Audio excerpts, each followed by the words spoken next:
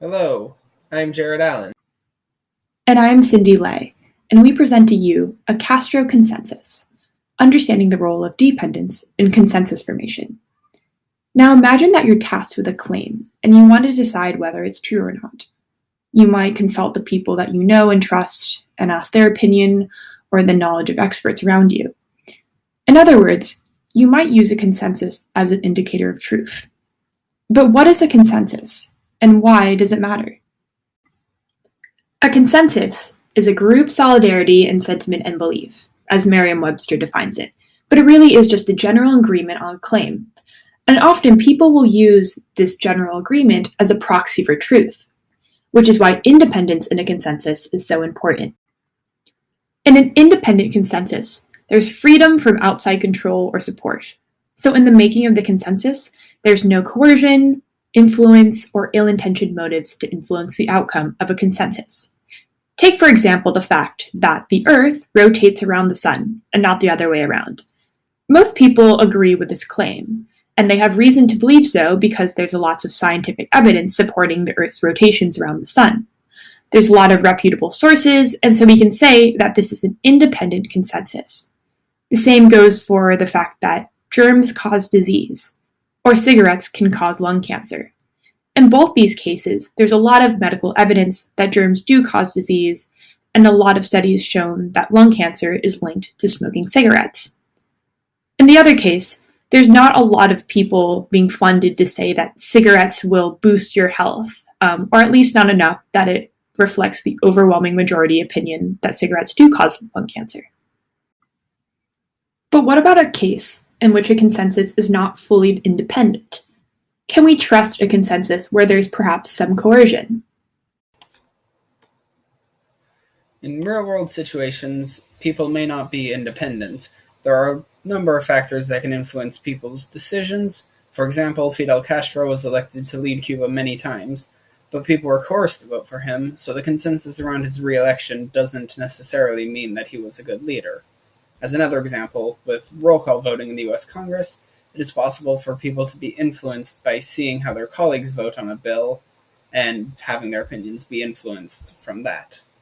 And when independence between people is compromised, a consensus opinion may no longer reflect the truth, as it may instead reflect these other factors. And so, to determine if a consensus is likely to be misled, we can use Bayes' theorem.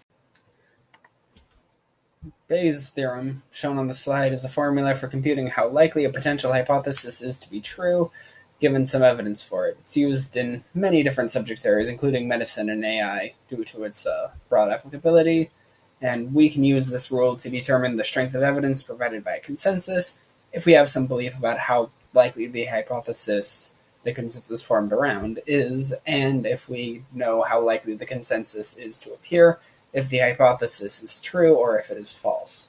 Next, we will present some models for computing the likelihood of a consensus arising. To test our hypothesis about an independent consensus being reputable, we made a purely independent model, where each witness was independent from one another and had a fixed probability of mistakenly affirming a false hypothesis. We set the probability of a consensus given a hypothesis to be very low, at 0.1. And then we set the probability of a consensus given the hypothesis was false to be very high at 0.9. We also set the prior probability of the hypothesis to be really low as well. Using Bayes' theorem and a sample size of 500 witnesses, we found that even despite these unlikely circumstances, the hypothesis was still likely to be true. In fact, the probability of the hypothesis given a consensus was very high at 0.9. This is especially important because it shows how important a consensus is if it is independent and what it can actually tell us. Now let's move on to some examples introducing dependence, where there might be pressure or coercion in the creation of a consensus. In our first dependent model, the majority vote model, we have witnesses casting votes to affirm or deny a hypothesis.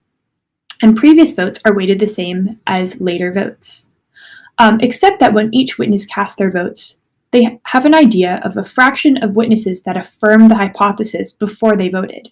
We refer to this as M sub I. This example is similar to roll call voting, which we represented earlier. And because in roll call voting, you know what the consensus is around that vote before you cast that vote. To represent this, we have a parameter called theta, which is our polarization parameter. Theta represents the likeliness that witnesses are to respond to change.